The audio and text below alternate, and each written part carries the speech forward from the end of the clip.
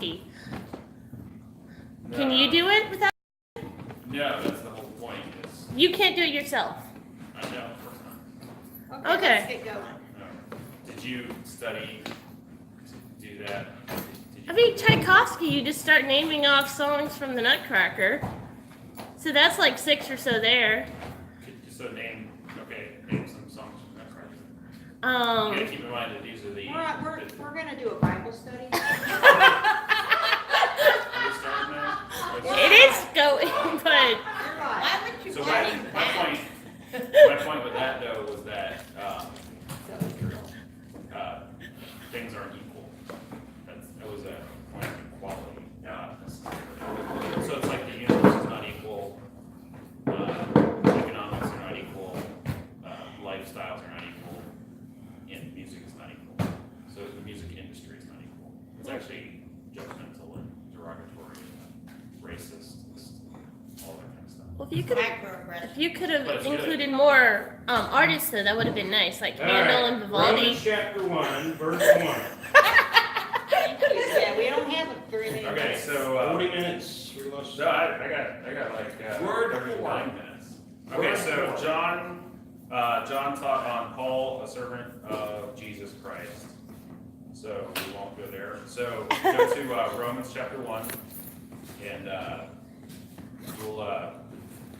Start with prayer. Well, you think I should pray? Yeah, I think that's recommended. Okay. Typically, that's what Christians do. Are we? So okay, if anybody else comes in, then just lock the doors. All right, we'll go ahead and pray then. All right, Lord, please help me today with the lesson. Thank you for helping me with the Bible study. Lord, please help the people to understand and to learn something today. Learn from your word. Help them teach the lesson the way it's supposed to be taught. In Christ's name I pray. Amen. Amen. Amen. All right, so to go to Romans chapter 1, we're still in verse 1, and we're going to try and get out of the verse today, if possible. It's, well, I was talking to Greg, and he says it's really hard to, you can't just skip over things. So we've got called to be an apostle is what we're going to be focusing on. And so Paul, who is a servant of Jesus Christ, is called to be an apostle. So we're going to look at that a little bit today. And so God called Paul, what was his name before he was Paul? Saul, that's right. Saul of Tarsus, actually, that's really good. So, Ooh, South. so there's actually, in the book of Acts, 3 different times that it recites where God's calling was, or God's calling on Paul. So one of the big things that I thought about was like, are people really called by God? Because you hear preachers say that a lot, right? Like, oh, I've got this calling. Or I always tell Greg that he's missed his calling because he's not a comedian. So we'll go to Acts chapter 9, and we'll look at the first calling of Paul. And so Acts 9:10. Okay.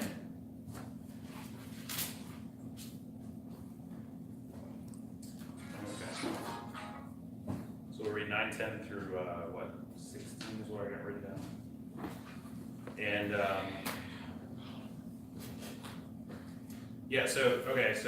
everybody knows the story probably already, but it says in Acts 9:10, it says, and there was a certain disciple at Damascus named, I think the pronunciation is Ananias, that's how I'm calling him. And to him, Ananias, and to him said the Lord in a vision, Ananias, and he said, behold, I am here, Lord. So God's talking to Ananias, talking in Damascus. So, and the Lord said unto him, arise and go into the street, which is called Straight, and inquire in a house of Judas for one called Saul of Tarsus. So you are right, his name is Saul of Tarsus. For behold, he prayed. So basically, what happened before that was Saul was on the road to Damascus, and then he got knocked off, or not was on the road to Damascus, and then he was encountered by Jesus Christ. And we'll get to that a little bit later. And so, verse 12, it has seen a vision, a man named Ananias coming in and putting his hand on him, and that he might receive his sight. Then Ananias answered, Lord, I have heard by many of this man how much evil he had done to thy saints at Jerusalem. So that evil was, obviously we probably already read before the evil was like, killing the saints. There was a stoning of Stephen and that kind of stuff where this guy Saul, he consented unto his death. So the Pharisees picked up stones and stoned the guy, and Saul could have stopped it, but he didn't. He was the authority there, and he just let it happen. So it was an evil thing that he did. The Bible says that, the evil. Didn't he hold their coats or something? Probably. It was consenting unto their death. Yes. So, and here he hath authority from the chief priests to bind all that call on thy name. But the Lord said unto him, Go thy way, for he is a chosen vessel unto me to bear my name before Gentiles and kings and the children of Israel. So John, did you notice, I don't know if you ever read through that, but there's another proof of the authorship of Hebrews, is because it's not only to the Gentiles, it's to the children of Israel. So I just thought that was kind of interesting there. And also, he said to kings. Well, if you think about what who has read the epistles of Paul? You read it. Does anybody else read the books that were attributed to Paul? Yeah. Okay. Other people. So, and also kings. Just about every single king on the planet, since this was written, has read something about Paul. So he was actually witnessing to kings later on. And you could even say that, we are kings in Christ, you might say. So, but also to Gentiles. Okay, so verse, what was it? Okay. Yeah, verse 16, it says, For I will show him how great things he must suffer for my name's sake. So that's the first calling of Paul. So if, okay, and so if you look at Acts 9:15, Paul has a threefold calling. And who are those people? The first one is, somebody called out? Gentiles. Gentiles, that's right. The second one is? Kings. Kings, that's right. The third one is? Children of Israel? Children of Israel, that's right. Good job, you guys passed the test. Yay! Is there candy? Do we get There's candy? I don't have candy. Oh. You Anybody call else? this a Sunday school? Okay, so, Don't you know how Sunday school works? Yes, really. okay, so Paul's calling, I want you to notice this. Where is Paul at this time? Where is he? Yeah. Straight. He's in this town called. Straight. Well, the street is straight. The street is called Straight. The town is called Damascus. Paul is in Damascus. So you have to meet it there. So his calling by Ananias was not on the road to Damascus. It was actually in Damascus. So we're going to see later on where Paul recounts that, and he's actually called by Jesus Christ in Damascus. He's got a little bit of a different story going on. So, so the calling, if you read Acts 9:15 through 19, you'll see that the calling was actually by Ananias in Damascus. So I'm not saying there's a contradiction there, but what I'm saying is that he may have been told several times what to do. Yeah, so his calling is not in Israel, but in another country. Yeah, Damascus is in Syria. I think it was in Syria at that time. Yeah, So he's outside the camp. he was a bit outside the camp. Yeah, he was in a foreign land. Yeah, that's a good observation. It's not the Gentile. So, oh, yeah. So he was called to the Gentiles in a Gentile land. So, although he was a Jew. So he was, what's interesting is, I was reading through it, and that Abraham was called to be the father of Israel while he was a Gentile. And that basically, Paul was called to preach to the Gentiles while he was a Jew. Yes. So it's kind of, one people sent after another people, and then this people sent after those people. So, okay. So in verse 10 of Acts, Ananias was given authority by Jesus to call Saul as an apostle. So not just as a disciple, or just as a preacher, but as an apostle. So that's So Paul is the apostle to the Gentiles. That's my affirmative statement there. And does anybody know where in the Bible you can find where Paul actually makes that statement where he's a apostle to the Gentiles? I know Jane's got her phone. I'm so fast, I'm just You're so kidding. fast. Probably the beginning of one of his letters. Go to Romans 11. Before the end. So Paul is an apostle to the Gentiles. We're studying on the apostleship of Paul. And I'm sure Greg's gone over this several times, but there it is in the Bible, so we'll go over it. So 11, 13? 13. Yeah, 13. 11, 13. You got there first. 11, 13. So Paul is saying, for I speak to you Gentiles, insomuch as I am the apostle of the Gentiles, I magnify my name. I magnify mine office. Sorry, not my name. Yeah, I magnify mine office. So Paul's an apostle to the Gentiles. Go to Romans 15, 16, and write these down. There's if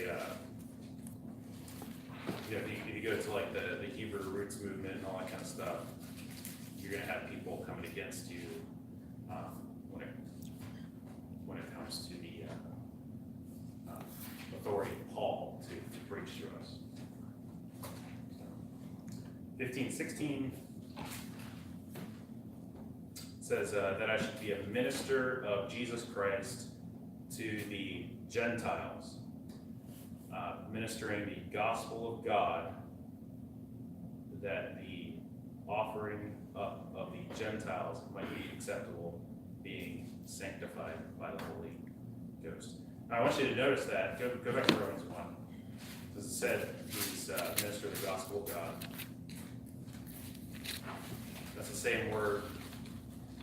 Before you move on there, you mentioned how he's the apostle to the Gentiles. What was it you said just a minute ago? You made reference to, oh shoot, I should have spoke up then. Sure. But it also, you talk about the Hebrew roots movement. Yeah, Hebrew roots, yeah. Another thing to kind of bank on this is the reality of the church that claims to be the true church of the Gentiles is the Roman Catholic Church. Yeah. Who's their apostle? Their apostle is Peter. Yeah. If they were truly the church of the Jesus Christ, their apostle would be Paul. Yeah, that's a whole other issue where, they should be looking toward, to Paul. Of course, Paul would destroy the Roman Catholic Church with, as he does. And Peter, Peter obviously is talking about, he talks to tribulation saints, he talks to the house of Israel, he does talk to Gentiles, and that kind of stuff, but it's not, obviously the 12 tribes, or the 12 apostles were the apostles of the 12 tribes of Israel. But there's where you're calling for balance, and that's where the hypers go too far Right, and pretend that we only listen to Paul. right, yeah. And Paul is only talking to Gentiles when I'm the pastor of Bible Believers Fellowship, but I have written letters to people outside of our local church Yeah. by the thousands over a period of 30 years. Yeah, that's the thing, is right, no matter who's saying it. I mean, it doesn't matter, I mean, you can glean what is right from anybody. And that's, you know, what was the old saying, well, a broken clock is, you know, right twice a day, something like that. So that's just, you know, that's like if you're gleaning from a person who's completely wrong all the time. Well, the thing is Paul was actually, you know, he's talking about the matters of God. He's talking about the nature of God. He talks about the mind of God. But the point too is that he's the apostle of the Gentiles, but his sphere of influence wasn't limited to the Gentiles. Correct. Yeah. Actually, yeah. I mean, he was. And ditto Peter. Peter was preached to the circumcision, but his sphere of influence was beyond that. Well, yeah. I mean, he's. There's where the high Wasn't he? from. He was sent to. Peter was sent to. What's that guy's name? The Roman soldier. Cornelius, Yeah. who was a Gentile. Right. So to say that we shouldn't listen to Peter is just kind of stupid because Right. well, Cornelius did. There's like positions of ministry, but then the influence spreads. Yeah, You know, and you could even if you were to take a hyper line, you could even say that Peter's ministry changed, you know, during his vision, that God came along and said, hey, you know, no, you need to go to these other people too. So even if you were to use their philosophy, Yeah, that reference, it still wouldn't work. I'm sorry, that reference for where Peter's sent to the circumcision is Galatians 2, 7 and 8. I believe.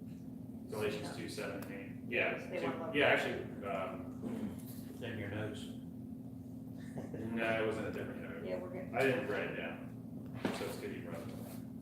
It was in a note that I remember, but back to the gospel of God. If you read actually in verse 1, you can see that. I'm sorry, I got a text.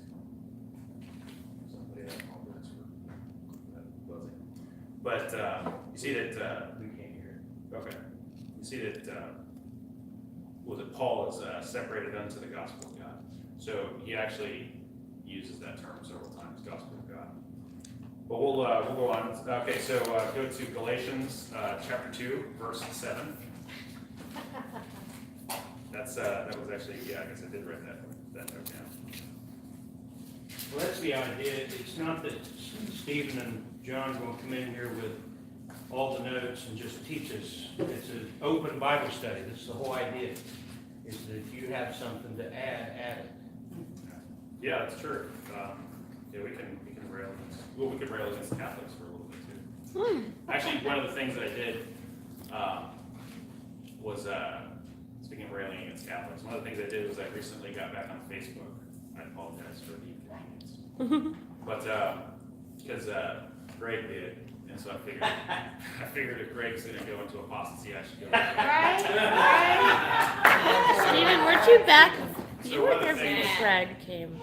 One of the things is, this morning, actually, somebody in the thread on the King James Bible Doctrine of the Debate Group brought up a long time ago, a guy by the name, I don't know, you probably know, Patrick Berger. Oh, yeah. He used to call himself Patrick the Baptist. Patrick the Baptist. And then he, Isn't he Catholic? I thought he was Catholic. oh, maybe it's a different guy, sorry.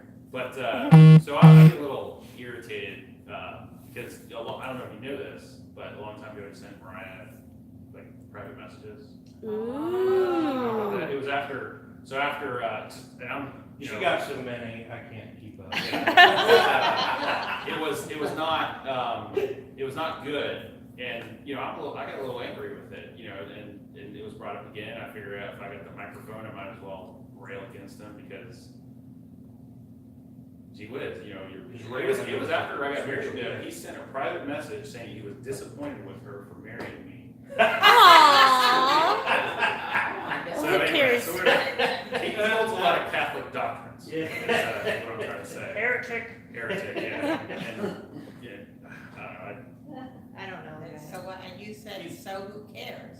Well, no, I didn't talk to. We haven't talked to him at all. We I mean- actually blocked him and got, you know, because it's like, So who cares I don't wanna have if he's anything to do with it. disappointed in you? right, I don't care. But he was disappointed that she hadn't left the faith. So it was- Anyway, so there are people out there like that. So when I rail against the Catholics, it's because of firsthand knowledge, and that the same thing with when I rail against Muslims, it's because of firsthand knowledge. I've literally had to pay money to buy back a preacher from Muslims because they kidnapped him and were going to kill him. So, we get that thing where, it was at the church I used to go to. We had it all divvy up because, hey, this guy got captured and some of that. So, when we are a little bit mean to these other faiths, it's because they want to kill us and they really hate us and they don't like us. So that's from firsthand knowledge. So just to put that out there. So Galatians 2, verse 7 says, but contrariwise, when they saw that the gospel of the uncircumcision was committed unto me, as the gospel of the circumcision was unto Peter, for he that wrought effectually in Peter to the apostleship of the circumcision, the same was mighty in me toward the Gentiles. So Paul is actually confirming the gospel to that Peter is supposed to go and take the gospel to the circumcision, which is obviously the Jews. So if you're not circumcised, you're not a Jew. And they didn't preach different gospels. Yeah, that's true. Yeah, that's a good point. They didn't preach different gospels. It's not like after Jesus Christ rose from the dead, there's only one way to save, to be saved. Actually, it's there's the old thing. It's like, well, what if a person? Okay, so what if a person while Jesus was dying trusted on Christ as a savior to get saved? Well, what if a person when Jesus was dead but didn't rise from the dead trusted on Christ as a savior to get saved, but then they died sometime during that 3-day period? And what if they trusted on Christ as their savior before the Holy Spirit was given to the church, but they died during that time period? And the old thing is that God knows what He's doing. That's right. It will be okay. God's not unfair. God's not. He's just. God is just, and He also knows. He knows what's in your heart. So there's a little bit of a difference there. One of the big things that I was struggling with was in Romans 10 it says, "Confess with the mouth the Lord Jesus." And I was like, well, what about people who can't talk? I was like, what, are they all damned to hell? I mean, come on, you can't confess with your mouth the Lord Jesus? Yeah, that's really harsh. But no, it's about internal confession, not necessarily physical confession. So, but yeah, they were the same gospels. That's a good point. It's just one was sent to one people group, and the other one was sent to another people group. So we have a missionary that we support to the Ukraine, Daniel Bardwell, and he is sent to the people in Ukraine. So does that mean that he preaches a different gospel? No, he's just going to the people of Ukraine. The same thing here. So he also will preach the gospel to Russians if he sees them. Really? Yeah, just like Paul would preach to a Jew. Well, we need to take away our funding. I don't want to preach in Russian. Man, that would be that's. Did you see my point? What? Yeah, I see your point. Yeah, he will preach to Sent Russians. to the Ukrainians, but Yeah. he will preach to the Russians just like Paul would send. Right. Yeah. So it doesn't matter. I mean, that's a good point. Yeah, that's a good point. Right? He'll preach to Russians. He'll preach to Ukrainians. He'll preach to any Slavs or any other language. Slavs, not Slavs. Anybody with the Slavic who use the Slavic language. But he probably preached to Slavs too. No. Most of those Russians are Slavs, so I No. would say that. I have a question. Yeah, question. So Daniel Bardwell is called to the Ukrainians, or was he an apostle? Great area. He is not an apostle. Huh? So Oh, that's a good good question. question. He's not an apostle because he wasn't called by Jesus Christ. Well, can we clarify, he's not an apostle as in the office of apostle, but in the general use of the term, he is an apostle. That just means he's a messenger who takes the gospel. That's where charismatics Right. will use that as an excuse for calling their pastors apostles. But they're actually using it as a title, the office. And he's not called as an apostle in the office, but he is. Just like sometimes you're so nice that we just say, you know, Stephen, you're like an angel. It's not that we think you're actually an angel, but Right. when someone says, oh, you're you know, heaven sent, they don't mean you actually drop down out of heaven. That's the way the word apostle can be used that way. I just want to make that clarification. Yeah, and I also made a misstatement. He was called by Jesus Christ. Yes. He didn't witness the resurrection. Right. That's what I meant to say. There you go. So But he I have to did be a little bit But more. he did see the risen Lord on the road to Damascus. No, we're talking about, We're talking about Daniel Daniel Barber. Barber, yeah. Oh. But yeah, Oh. he's doing the work. He's doing the work of the apostle. He's doing the work of the apostle. yes. And if you think about what Paul did, was Paul went from town to town. We'll talk about missionary. So Paul went from town to town, and he started churches, and that's basically the model of a missionary, what they are supposed to be doing. They're not necessarily supposed to be running a church. They're supposed to be starting churches. One of the first questions I asked Daniel Barnwell was, "How many churches have you started?" And he said 2. So he started a couple. But there was this one guy when I went to Anchor, we supported him, and he was the church. He had a church bigger than our church. I was like, we're still sending him money. What's going on? Shouldn't he be sending us money? Yeah. But he's which is fine. You know, I don't, because he lives down in Australia. But basically, what happened was his church just got so big down there because he's a great preacher and everything like that, and God helped him with some good men and stuff like that. So, but I don't think they have as much income as what Anchor does, because obviously Poor country. Well, Australia is a third world country. According to what part you're. According to the standard of America, Australia is a third world country. So that's just the way it is. You have a question? That's just my bias, though. So are we saying that the fivefold ministry, some are teachers, some are pastors, some are apostles, so the apostleship ended with, are we saying The office. the office? So any pastor that comes up and says they're an apostle, so-and-so, They're they're not misusing. legit. They're misusing the term. Yeah, it would be a misuse of the term. It would be like, it's a misuse of the term. And so the people who could have witnessed Jesus Christ rise from the dead, who actually could have, because there was like 500, at least 500 and something. So actual witnesses of Jesus after his resurrection. So those people were in the running to be apostles. So one of them was Matthias, or Matthias, however you pronounce his name. He actually he could have been he was appointed apostle to take the place of Judas.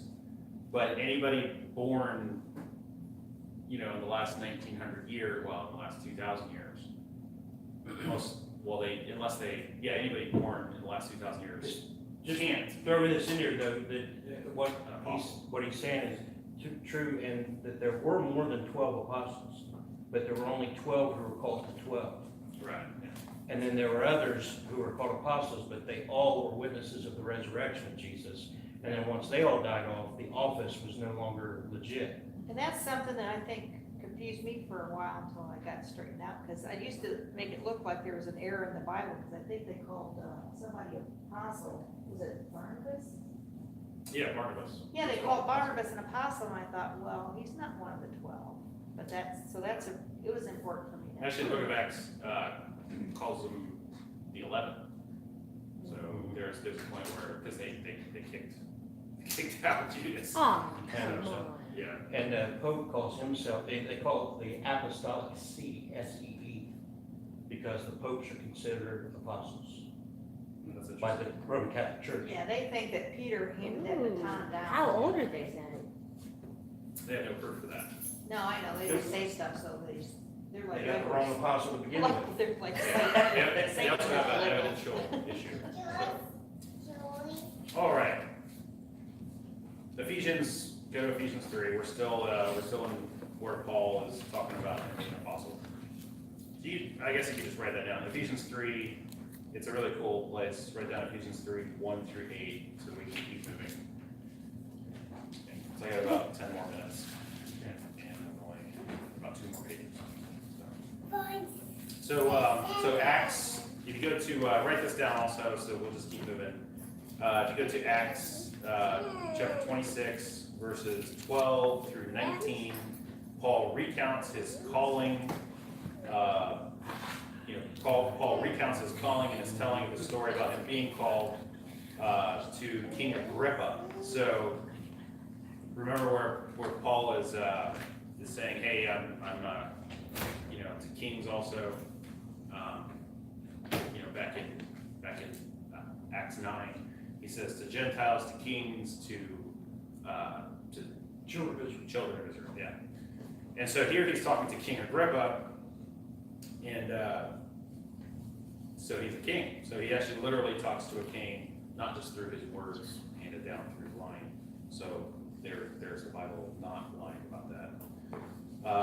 Paul expands on his calling, and Paul expands on his calling, and we now see that he was personally called by Jesus Christ himself. Go to Acts 20, if you're already in Acts 26, go to 26:17. And you'll see that, so he was on the road, but he was called also. And then God sent a messenger to him later on just to make sure that Paul didn't think he was hallucinating, which is a good thing. Today I think there's a lot of people who are, where they say they were called by the mamas and by Papa or something like that. Yeah. So they may be a little bit hallucinatory. Go, Johnny. Yeah, just happened to open here to this spot of, we're looking at Galatians 1:1. There would be another verse to look at about Paul being an apostle. Read it. And it says, Paul an apostle, not of men, neither by man, but by Jesus Christ, and God the Father who raised him from the dead. Amen. Amen. Good. So that would be, now if this wasn't in the Bible, actually Acts, where were we at? Acts 26:17, you would have to completely spiritualize that verse to make the Bible not be contradicting. Yep. So, but we see that Paul was not only called by, not only did God send Ananias to Paul, but we see that Jesus Christ personally called him. So Paul is retelling the story. So Acts 26:17, it says, delivering thee from the people and from the Gentiles unto whom I send thee. That's Jesus Christ calling. Or that's Jesus Christ telling Paul. So he's being sent to the Gentiles by Jesus Christ. So you don't have to spiritualize Galatians. It can be taken literally. Literally, physically, Jesus came down and said to Paul, I send you to the Gentiles. And then later on in Galatians, he said that. Actually, one of the things that's really cool is if you go to the just the introductions of each book that Paul wrote, he said that several times, called to be a Gentile, or called to the Gentiles, called to be an apostle. So this actually is, statement. Sorry. Yeah, and Revelation 2, verse 2, talks about people that are called themselves apostles and they are. Yeah. Oh, that's a good one. Read that one. Okay, I know thy works, and thy labor, and thy patience, and how thou canst not bear them which are evil. And thou hast tried them, which said they are apostles, and are not, and hast found them liars. Amen. So that's And that was That's to the basically- church at Ephesus. yeah. Let's talk about the modern Pentecostal movement and The Pope. yeah, the Pope. Yeah, I think it's really in that one. It's literally talking about the Pope. I don't think the Bible really cares much about the Pentecostals. So. What? Did I just offend all the Pentecostals? Yeah. Probably. We have a huge Pentecostal. Those are the nicest people. Those are the They're nicest. what I'll We're be, not like buddy. Philippines. Not Pentecostal, Hey, Philippines. Steve, Pentecostals, the nicest people I know. That's true. Because Pentecostal, they're countless. actually, what's really cool is that we, as a King James Bible believer, I agree with them a lot more on issues. It's kind of funny because the two friends I had at Wendy's was a Pentecostal and a Jehovah's Witness. We got along better than anybody because everybody else were a bunch of immoral people. Yeah, So, and they, you know, legalists. yeah, they were immoral, they were legalists, blah, you know, so on and so forth. It was very bad. But we could work together in better fellowship because you know I think a lot of these Pentecostals are really saved. You know, it's just they're trying to add to. You know, same thing with a lot of these Jehovah's Witnesses. You know, maybe they get saved young or something like that. They're obviously the Jehovah's Witnesses aren't preaching the Bible correctly. They're preaching Damascus, not in Damascus. Like that's why we know that it was twice that it happened, not just one time. This one-time calling. So in Acts 22, write this down. Acts 22, 6 through 15 is a third telling by Paul. So you can read that on your own time. But that's 3 different times Paul is telling about what happened. Or actually, Luke is writing down what Paul said. Right? So wait, Acts 13, 1 and 2, Paul was called this. Oh, okay, so there's a second calling of Paul, a different time. So there's 2 callings that Paul goes into. Go to Acts 13, verse 1. So we have the initial calling on the road to Damascus and in Damascus. And then in 13:1, Paul is actually called a second time to a second minister. So it's like a lot of times, you know, you'll hear these preachers say, well, I was called to preach when I was 4 years old, 3 days after I got saved, and then I was called to full-time ministry when I realized I wanted to go to this college. So, okay, I'm mocking a little bit, but so sometimes preachers say I was called to preach, and then they say, well, I was, you know, preaching is different than full-time ministry. Preaching could be, you know, you just preach in your local church. It's like me. I'm not called to full-time ministry. I'm not called to be a pastor. But you know, I'm preaching. I don't know if I was called to preach. I don't even know. But I know I was called to teach. So there you go. So Paul was called a second time. 13, 1 through 3 it says, now there were in the church that was at Antioch certain prophets and teachers. So there's another one, prophets, that is an office that could have expired. Certain prophets and teachers, as Barnabas and Simon, that was called Niger and Lucius of Cyrene and Manaen,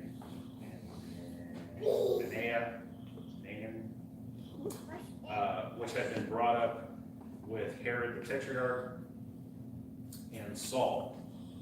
So that we see that the guy Saul would later be changed to Paul. See, as they ministered to the Lord and fasted, the Holy Ghost said, separate me Barnabas and Saul for the work whereunto I have called them. So this is another calling of Saul to separate from these people that they were with, good Christian people, but they were going to separate and then go off and go on their mission trip. So Paul at this point is being called to be a missionary. So he's being called to a different ministry. Well, in that case, he's still an apostle, He is still an apostle, but he's called to this particular Yes. ministry. Yeah. And there are pastors who sometimes have different callings. As pastor, they will do other things. But then there's sometimes a guy is called pastor, and at some point God calls him to evangelism, and he gives up the pastor. Right. So it can sometimes mean you drop one thing and go to another, and other times that you're still, that original calling's fulfilling other things. That's a good point, yeah. That's what Paul's doing. I won't reiterate that. I'm going to finish this up. I've got 1 minute. No, I'm done. So we're done.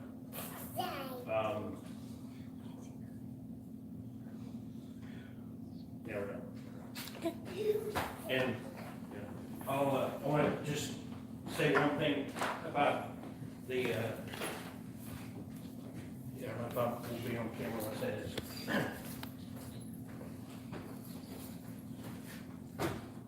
All elders, if you're an elder, the Bible says you're apt to teach. Amen. So all elders teach, not all elders pastor, Correct. as far as pastoring the church. Amen. Again, that's like apostle. There's the office, but then there's the pastoring in a practical sense, all elders pastor. Because let's say someone comes to Stephen and says, I feel like blowing my head off. And Stephen says, well, that wouldn't be good, especially inside here, because we don't want the mess. That's right. So let's drop back. But then he says, murder is a sin. God doesn't want you to murder yourself. And he begins teaching the Bible to them personally and leads them to a conclusion that they shouldn't commit suicide. He just pastored. Amen. Well, then you can see that elders pastor too, but you can pastor. Amen. All of us are ministers. Amen. See how Amen. that works? So there's offices and then there's acts, A-C-T-S. Amen. And so all of us should want to be apostles Amen. and elders and pastors in a practical sense. Amen. But then there is the office, and we clarified that already. So let's break. Doug just walked in. Sit down. I know, but it's funny. You just sat down, and I'm like, all right, get up, Doug. But anyway, good to have Doug back with us. Look what Hurricane Florence blew in. All right. All right, let's take a break. We'll come back for regular budget. 11 a.m. 11 a.m. Ibuprofen. I didn't bring my purse and I have a toothache.